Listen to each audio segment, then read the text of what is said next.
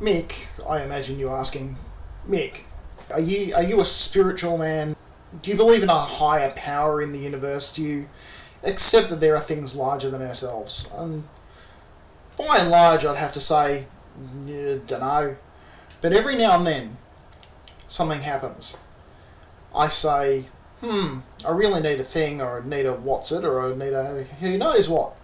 And I'll walk down the street and I'll see one. I think it would be the utmost folly to even attempt to explain the universe on that level.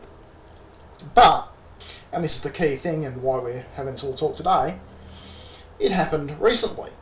I know if you found a wax cylinder in the street, you'd probably bring it to me thinking, well, surely Mick can play everything under the sun. It's not quite true. I don't have all things. One thing that I've wanted, though, for quite a while is just some kind of tape deck. I don't have a way to play audio tapes anymore. Not that I still have many audio tapes. I have some, and hopefully we'll get to that. But mostly tape is a thing that just went out of my life a while back. But yeah, so I found a rather manky looking tape deck by the side of the road. And I thought, great, universe, thanks. Now, normally I walk past things that have been a bit rained on, but this one at least, was branded Technics, which made me think, well, at least there's half a chance that if it just needs belts or parts or whatever, I can probably find manuals, I can probably find spare parts. This is a brand that's probably documented. This isn't going to be a mysterious thing, that was rebranded 3 times and who knows what the hell actually is in there. So what I'm going to do today is I'm going to start by plugging in a power cord. And it might go bang. And that might be the end of this video, and we just do a little thing where I open the lid and point it at like a smoking capacitor and go, oh, look at that, that went bang. Which I know some of you might like, but what I'd hope to achieve is that at the end of it I'm playing a tape on a tape player, or at the very least I'm ordering some new belts on eBay or something.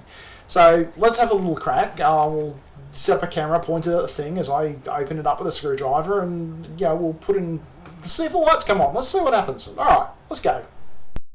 Alright, now before we get too invested, let's find out what kind of video this is going to be. So I've got my little power cord here, right? So what I'm going to do is I'm going to plug that in and push the power button, and we'll see if some lights come on and take it from there. Alright, let's see what happens, shall we?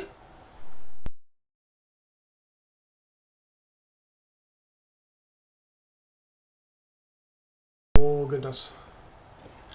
Alright, here's the exciting moment, here we go. What's going to happen? Huh? That's a light! That's a light! I wonder if the machinery does a thing, if we push a thing. Oh, stuff's going round! Alright. We're not going to be doing a smoking pile of rubber video. That's exciting. Alright. Okay. So, this is going to be a right pain to light properly, and I'm using the mic hanging off the monitor. So yeah, look, I know the audio is probably a bit crap, but yeah. Go watch Tecmo and he knows what he's doing. I don't think this part's going to be particularly exciting.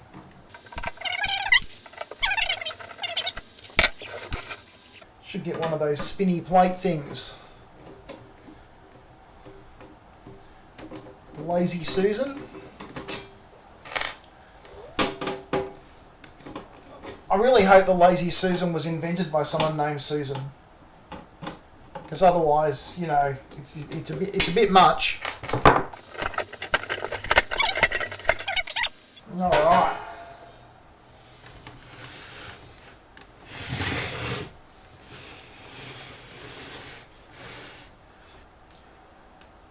That's looking fine. Now just make it absolutely clear, even though I'm here holding a screwdriver and gesturing at bits of a circuit board, I have no idea what's going on here. I don't know my way around tape decks. I was just like, oh, that looks like the digital. I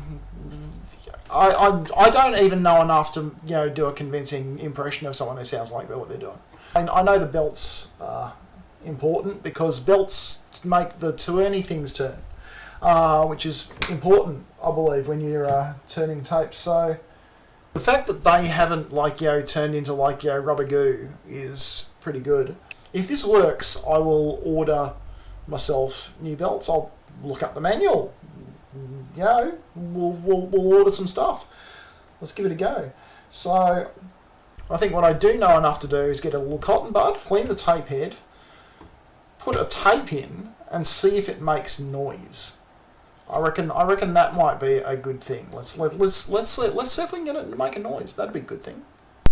I'm feeling pretty reassured by the fact that it doesn't seem to have got any weather inside it. It's the case is a bit manky, but the inside is clean. It's dry. There's no sign of anything going wrong in there. I reckon this is going to be all right.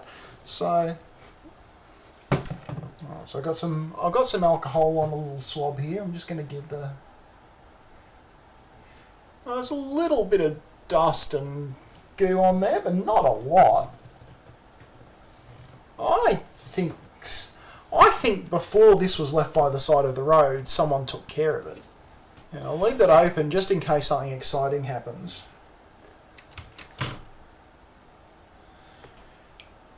And a very important thing here we're going to need to actually see if this works is an audio tape with something on it. Now, I've got a tape that actually was in this when I got it. This is apparently step by step book 1 or possibly tape 1 from Collingwood AMES, which is, I know what that place does, and it's like educational services for migrants or thing, and so I'm presuming the M is migrant. I cannot find on their website or anywhere else an exact explanation of what AMES stands for. Their website has a history page about us. Not once does it define the acronym. It's just not there. It's just become a word now. I guess it's just AIMS. Anyway, I don't have any output or anything hooked up for this. So what we're going to do, I'm going to rewind the tape. I'm going to push play and see if level lights do things or if it chews the thing up. Let's find out. Let's go side 1, shall we? Let's be brave. Alright, the lighting's a little bit of a mess, but I just want to keep it a little bit dark, so, just in case we see fancy, levels on the meter. So first thing I'm going to do is try and rewind the tape, see if that works. Let's go.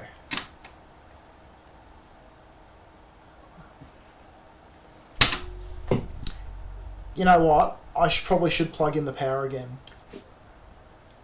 Let's try that again.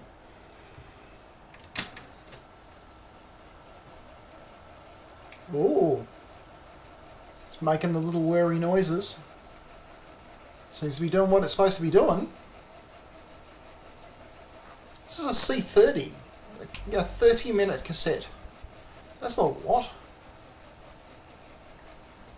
I don't know if the microphone's picking this up, but it sounds a little bit like it's struggling, but that might just be the counter. I might need to just lubricate things, and I should look up how to do that. I bet there's a service manual. I bet there's people who know what they're talking about who put videos on YouTube about this stuff. It could be there's probably heaps of it out there. I'm probably not helping at all. It really seems like it's struggling a bit, like it's just pausing and not quite going right. Sometimes I wonder if the belts are slipping. No. So I can see the belts at the back are actually moving, but the counter's not sometimes. So maybe it's the belt that drives the counter is not right, but maybe it hasn't been used for 20 years or 30 years. So it seems like the counter's slipping a bit.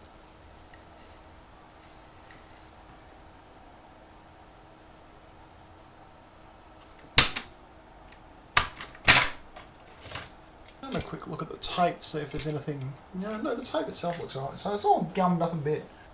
Alright, moment through. I'm just going to hit play and just see if there's a noise coming out. Ooh! Levels.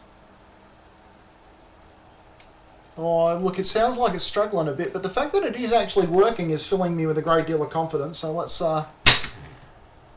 plug in an audio out and get this patched into some sort of capture device, and let's all have a listen. I'm muting the microphone. Name. Angela. What is your middle name? Maria. What is your other name? Maria. What are your Christian names? Angela. Maria. What is your surname? Gonzalez. What is your last name? Gonzalez. What is your family name? Gonzalez. Well, Angela Maria Gonzalez, thanks for that. That sounded fine. There was nothing wobbly in the output I could hear.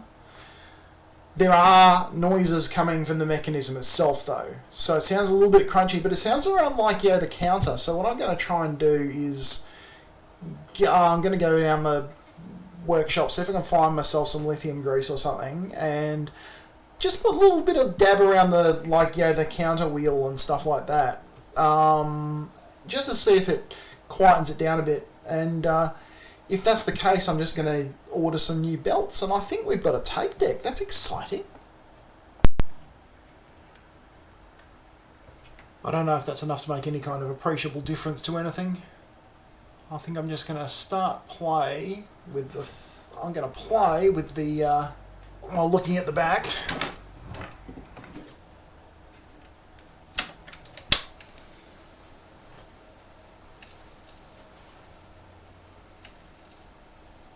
Don't know if the camera over there is the microphone's picking up, but that little wheel going up and down there, that's the source of a bit of noise. That's like a bit of a thing going on there.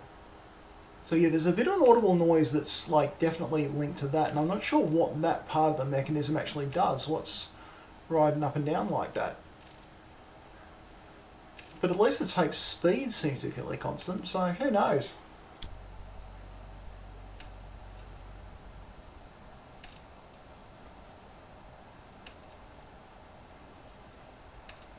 I was so confident after that little examination there that I went on the internet and found a thing on there called Germany.